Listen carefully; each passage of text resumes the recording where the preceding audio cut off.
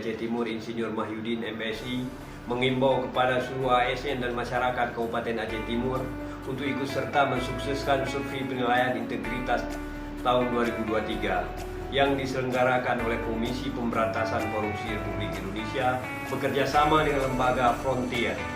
Tujuan dari SPI ini adalah untuk mengetahui sejauh mana indeks persepsi korupsi di Kabupaten Aceh Timur.